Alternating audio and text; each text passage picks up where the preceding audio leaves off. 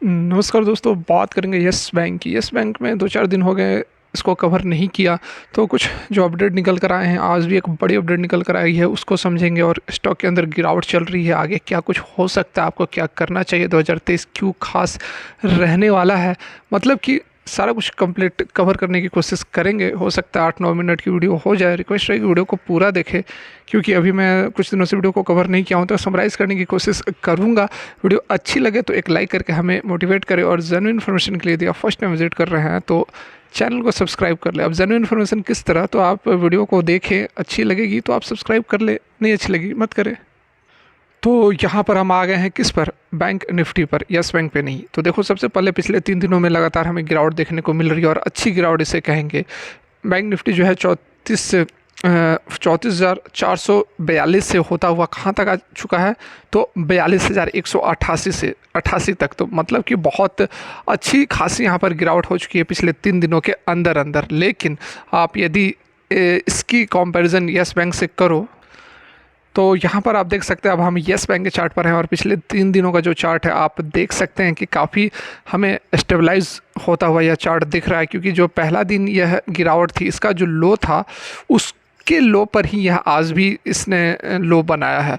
मतलब जिस तरह से बैंक निफ्टी में प्रेशर है, उस तरह का प्रेशर हमें येस बैंक के अंदर देखने को नहीं मिल रहा है, जो कि एक अच्छी बात है, एक पॉजिटिव सेंटिमेंट है, जो कि येस बैंक के अंदर गिरावट के दिनों में भी काम कर रहा है। और जो गिरावट हो रही है, काफ़ी लोग कह रहे हैं कि यस बैंक हो गया, प्रॉफिट बुकिंग कर लो, अब यहाँ से ऊपर यह नहीं जाएगी। तो जो गिरावट हो रही है वो ओवरऑल यहाँ पर ग्लोबल सेंटीमेंट और जिस तरह से इंडाइसेस हमारी बिहेव कर रही है, उसी के कारण यस बैंक के अंदर गिरावट बनी हुई है। कोई निगेटिव न्यूज़ नहीं निकल कर आई है, बल्कि बहुत ज़बरदस्त न्यूज़ है जो कि 2 दिन पहले निकल कर आई थी। Q3 के जो इसके नंबर्स थे, आपने देखे होंगे कि क्या शानदार नंबर निकल कर आए हैं। लेकिन उसका इम्पैक्ट आपको देखने को नहीं मिला, क्योंकि जो ओवरऑल गिरावट है उसका शिकार यस बैंक भी होती हुई नज़र आ रही है। बात करें इसके Q3 के नंबर्स की बहुत शॉर्ट में, तो यहाँ पर आप देख सकते हैं loan and advances, deposits, credit to deposit ratio, LCR, जिसे कि लिक्विडिटी कवरेज रेशियो हम कहते हैं। तो किसी भी मुद्दे पर आपको यहाँ पर गिरावट या फिर निगेटिविटी देखने को नहीं मिलेगी। ये इस चीज़ को कवर थोड़ा बहुत इसलिए कर ले रहा हूँ क्योंकि मैंने इस टॉपिक को, इस Q3 अपडेट को कवर नहीं किया था। यहाँ पर देखिए, लोन एंड एडवांसेस की यदि हम बात करेंगे तो 31 दिसंबर 2022 का डाटा, और फिर सितंबर 30 2022 का डाटा, मतलब कि क्वार्टर ऑन क्वार्टर के बेसिस पर भी आप देख सकते हैं यहाँ पर कि 2.4% का ग्रोथ है। ठीक है, यहाँ देखिए 2.4% का ग्रोथ क्वार्टर ऑन क्वार्टर के बेसिस पर है। ईयर ऑन ईयर की बेसिस पर बात करेंगे तो 11.7% का ग्रोथ है। बहुत ही ज़बरदस्त यहाँ पर लोन एंड एडवांसेस के अंदर हमें तेज़ी देखने को मिल रही है। रिटेल डिसएम्बर्समेंट की भी बात करेंगे तो इसमें भी हमें ठीक ठाक जो है तेज़ी नज़र आ रही है। ईयर ऑन ईयर के बेसिस पर 9,000 से लेकर या 12,189 तक पहुंच चुकी है। डिपॉजिट्स की बात करेंगे तो देखो, डिपॉजिट्स में 6.8% का ग्रोथ है। क्वार्टर ऑन क्वार्टर के बेसिस पर 15.9% का ग्रोथ, सॉलिड ग्रोथ है जो ईयर ऑन ईयर के बेसिस पर। यहाँ आप देख सकते हैं कि ये 325, ठीक है, 2 लाख करोड़ से 2,13,000 करोड़ तक यह पहुंच चुका है पूरा का पूरा मामला। उसी तरह का साव डिपॉजिट रेशियो भी आप देख सकते हैं, क्रेडिट टू डिपॉजिट रेशियो। ठीक है, अब देखिए, क्रेडिट टू जो डिपॉजिट रेशियो है वह कहीं ना कहीं यहाँ पर घटता हुआ नज़र आ रहा है। 96 से 89.7% हो चुका है, तो ये अच्छी बात है। क्रेडिट टू डिपॉजिट रेशियो बहुत ज़्यादा नहीं होना चाहिए। इसका मतलब यही होता है कि आपके पास डिपॉजिट कितने हैं और आप क्रेडिट कितना दे रहे हो, मतलब कि आप लोन कितना दे रहे हो। पता चला आपके पास डिपॉजिट कम है और आप उससे ज़्यादा लोन दे रहे हो, तो फिर बैंक जो है वह रिस्क में आ सकती है, खतरे में आ सकती है। और यही कारण था जो येस बैंक पीछे डूबी थी, यही कारण था कि अपने क्रेडिट से अधिक वह लोन बांट रही थी। लेकिन अब इसको यहाँ पर कम किया जा रहा है, मतलब कि 100 रुपये बैंक के पास है तो वह जो है 89.7 रुपीज़ ही यह लोन बांट रही है। जो बाकी का 10-11 रुपये वह कंपनी अपने पास रख रही है किसी भी एडवर्स सिचुएशन से निपटने के लिए। बात की जाए लिक्विडिटी कवरेज रेशियो, तो ये देखिए बढ़ा है, पिछले क्वार्टर से बढ़ा है। तो ये जितना ज़्यादा रहेगा उतना ही अधिक बैंक के पास क्षमता होती है किसी भी बुरी स्थिति से निपटने के लिए। मतलब क्रेडिटी जो बोलते हैं, ठीक है, क्रेडिट, वो यहाँ पर बैंक का जितना ज़्यादा LCR रेशियो होता है उतना ही अधिक यहाँ पर हम कहते हैं। मतलब कि जो तरलता होती है बैंक के पास, वो उसको, उसी चीज़ को यह दर्शाती है LCR। तो यहाँ पर देखा है आपने कि बहुत ही ज़बरदस्त Q3 के नंबर्स निकल कर आए हैं और जो रिज़ल्ट्स भी निकल कर आएंगे वह भी शानदार रहेंगे। और रिज़ल्ट शानदार रहेंगे तो इसके जो मार्च 2023 में जो इन्वेस्टर बैंक्स हैं वो भी प्रॉफिट बुक नहीं करेंगे। जो लॉक इन पीरियड समाप्त हो रही है उससे भी कोई चिंता की बात नहीं रहेगी। तो ये बहुत अच्छी, एक बहुत पॉजिटिव अपडेट निकल कर आई है यस बैंक के लिए। उसके बाद यहाँ पर आज की जो अपडेट निकल कर आ रही है उस पर भी एक नज़र रखें। अब देखो यहाँ पर लाइव मिंट के ऊपर जो अपडेट निकल कर आ रही है यह आज की अपडेट है। यहाँ पर बताया जा रहा है कि yes bank, PNB, IDFC first bank, experts जो हैं वह बुलिश हैं इन स्टॉक्स के ऊपर जो कि 100 रुपये से नीचे ट्रेड कर रहा है। तो यहाँ पर देखिए सबसे पहले नाम किसका आ रहा है तो यस बैंक का आ रहा है। और क्यों आ रहा है यह मैंने आप लोग को पहले भी बताया और फिर से देख लीजिए यहाँ पर जो कुछ अपडेट निकल कर आए हैं उस पर क्या कहना है। देखिए, stock market expert further added that ease in dollar index has made overseas loan dearers for big corporate and hence such corporates are coming back to Indian banking system for credit line.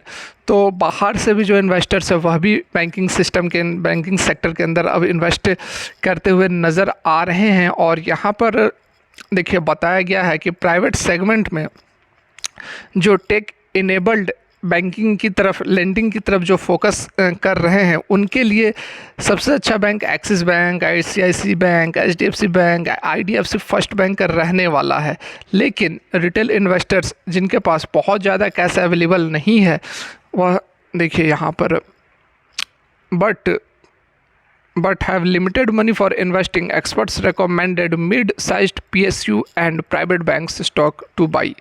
तो यहाँ पर yes bank, PNB और IDFC first bank वगैरह जो है वह बहुत ही ज़बरदस्त ऑप्शन है उनके लिए जिनके पास बहुत मोटा इन्वेस्ट करने के लिए पैसे नहीं है। क्योंकि ये जो बैंकिंग सेक्टर के स्टॉक्स है वह शॉर्ट टर्म में आपको कम पैसे में अच्छा खासा रिटर्न देने का पोटेंशियल रखते हैं। और इस बैंकिंग सेक्टर के अंदर यह जो बूम आ रही है उसके पीछे क्या कारण है तो इस पर मैंने आपको पहले भी बताया है। और संदीप पांडे जो कि बिजनेस पार्टनर है एमके ग्लोबल फाइनेंशियल सर्विसेज के, उनका यहाँ पर कहना है कि फाइनेंस मिनिस्टर श्रीमती सीतारमन जी के द्वारा जो यहाँ पर स्टेप्स लिए गए हैं बैंकिंग सेक्टर को लेकर, बैड लोन्स को लेकर, उसका बहुत ज़्यादा इम्पैक्ट यहाँ पर देखने को मिल रहा है। देख सकते हैं finance ministries idea of handling bad loans through ARC is going to have a big impact on Indian banking system। अब किसी भी बैंक को यह चिंता करने की ज़रूरत नहीं है कि उसके पास NPA है, उसका बैड लोन्स है तो उसके लिए प्रोविजंस रखने पड़ेंगे।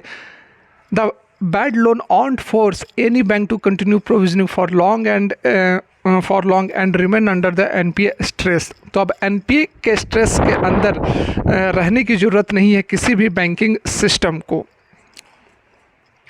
वहीं यहाँ पर दूसरी तरफ डिप्टी वाइस प्रेसिडेंट जो HDFC बैंक के हैं उनका यहाँ पर कहना है कि जो सरकार के द्वारा स्टेप लिए गए हैं बैड लोन्स से निपटने के लिए, उससे क्या हुआ कि जो स्टेट ऑन्ड बैंक है वो कंपटीशन करने लगे हैं प्राइवेट प्लेयर्स के साथ और बहुत अच्छे वैल्यूएशन पर मिल रहे हैं। PSU बैंकों से भी अच्छे सस्ते वैल्यूएशन पर मिल रहे हैं। तो जैसा कि मैं आपको हमेशा बताते आया हूँ कि जैसे जम्मू एंड कश्मीर बैंक हो गई, कर्नाटका बैंक हो गई और भी बहुत सारे बैंक हैं जो कि स्टेट ऑन्ड बैंक हैं, वो बहुत ही ज़बरदस्त यहाँ पर परफॉर्म करते हुए नज़र आ रहे हैं। उनका आप रिटर्न देखोगे तो आपको अच्छे खासे प्राइवेट बैंक से भी शानदार रिटर्न पिछले 6 महीने साल भर का यदि आप रिटर्न देखो तो बहुत ज़बरदस्त रिटर्न आपको देखने को मिलेंगे। आगे यहाँ पर पूछा गया कि क्यों 2023 में भी बैंकिंग सेक्टर के अंदर हमें बूम देखने को मिलेगा, तो उस पर चंदन थापरिया उनका यहाँ पर कहना है कि जिस तरह से US डॉलर में राइज देखने को मिल रहा है उसके कारण जो बड़े कॉरपोरेट्स हैं वो ओवरसीज़ जाने की बजाय इंडियन मार्केट में आना पसंद करेंगे। यहाँ देख सकते हैं this large corporate are expected come back to Indian banking system. This is going to impact India's banking margins positively after apart from this higher interest rate regime is also going work in favor of Indian banks। तो देखिए ये बहुत सारी जो positive बातें हैं यहाँ पर निकल कर आ रही हैं, तो इस कारण से आपको बिल्कुल जो है बैंकिंग सेक्टर पर फोकस करना चाहिए। आप यस बैंक पर करो या फिर आप और भी बैंक पर करो जो मैंने आपको बताया है, 2-3 बैंक्स हमेशा बताते आता हूँ, UCO bank, Indian overseas bank, बंधन बैंक, JNK बैंक। तो ये सारे जो बैंक्स हैं वो बहुत ही अच्छा खासा परफॉर्म कर रहे हैं शॉर्ट पीरियड ऑफ टाइम पर। और यहाँ पर देखिए एमके ग्लोबल जो कि हमेशा निगेटिव रहता था यस बैंक को लेकर, हमेशा 10 रुपये का टारगेट बताया करता था एमके ग्लोबल, यहाँ पर क्या बात बता रहा है कि यस बैंक जो कि एक सबसे भरोसेमंद या फिर सबसे ज़्यादा जो फ़ायदा होने वाला है वह यस बैंक को होने वाला है। ये पूरा जो एनपीए का सिस्टम सरकार के द्वारा तय किया जा रहा है उसका सबसे बड़ा जो बेनिफिशियरी है वह यस बैंक रहने वाला है। हाई रिस्क इन्वेस्टर्स जो हैं वह यस बैंक के अंदर इन्वेस्ट करते हैं। 60 रुपये तक का टारगेट उन्हें देखने को मिल सकता है, 4 से 5 साल का हालांकि यहाँ पर समय बता रहे हैं। तो देख सकते हैं यस बैंक अब आपको रिस्क, मिनिमम रिस्क के साथ आप यस बैंक के अंदर अब इन्वेस्ट कर सकते हैं। बिल्कुल बने रहें, आपको निराश नहीं करेगा। तो फिलहाल के लिए वीडियो यहीं तक अच्छी लगी हो तो एक लाइक करें। Thanks for watching.